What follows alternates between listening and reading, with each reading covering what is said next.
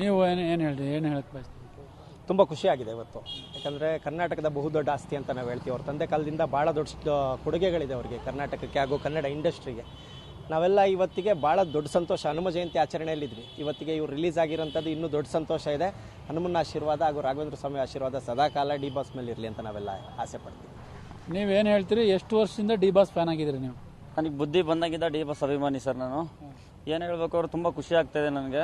D boss ಅದು ಹೇಳ್ದಂಗೆ ಏನು ಮಾಡಿದಾರೆ ತಪ್ಪಿಗೆ ಹೋಗಿ ಇಷ್ಟು ದಿನ ವನವಾಸ ಮಾಡಿದ್ರು, ಇವಾಗ ಹೊರಗಡೆ ಬಂದಿದ್ದಾರೆ. ಅವಾಗ ಹೇಳ್ದಂಗೆ ನಾವು ಹೆಗ್ಲ ಮೇಲೆ ಹೊತ್ಕೊಂಡು ಮೆರೆಸ್ತೀವಿ ಅವ್ರನ್ನ. ಹಾಸನಲ್ಲಿ ತುಂಬ ಅಪ್ಪಟ ಅಭಿಮಾನಿಗಳು ನಾವು. ಅಲ್ಲಿ ಈಗ ನಮ್ಮ ಬ್ರದರು ಹಾಗೆ ನಮ್ಮ ಬಾಸ್ ಹೇಳ್ದಂಗೆ ಇವತ್ತು ಹನುಮ ಜಯಂತಿ, ನಮಗೆ ಎರಡೆರಡು ಹಬ್ಬ ಇವತ್ತು. ತುಂಬ ಖುಷಿ ಆಗ್ತಿದೆ ಸರ್. ಡೆವಿಲ್ ಮೂವಿ ಬರಲಿ, ತೋರಿಸ್ತೀವಿ ಬಾಸ್ ಕ್ರೇಜ್ ಏನು ಅಂತ. ಬೇರೆ ಹೀರೋಗಳ ಬಗ್ಗೆ ನಾವು ಮಾತಾಡಲ್ಲ, ನಮ್ಮ ಹೀರೋ ನಮಗೆ ಹೆಚ್ಚು, ಅಷ್ಟೇ ಸಾಕು. Thank you. ನೀನೇನು ಹೇಳ್ತೀಯಪ್ಪ?